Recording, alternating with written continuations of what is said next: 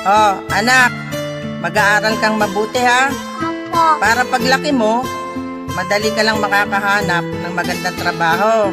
Opo. Ikaw naman ang mag-aalaga sa amin ng tatay mo. Opo. Ano ba gusto mong maging paglaki mo? Pulis siya sundalo.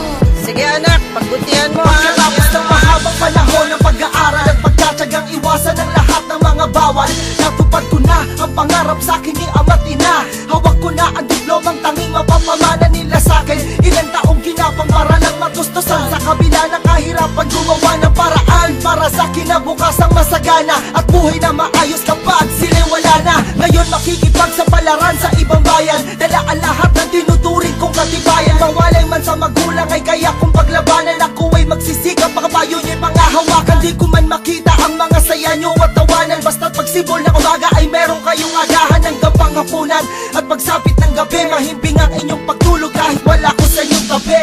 Dugo at ang iskanilang binigay, handog din ang magandang buhay nung ikay nagsisimula pa lang na magbuo ng mga mumunting pangarap. Lagi sila nandyan sa tabi mo, ngayong pasan-pasan mo ng tagumpay.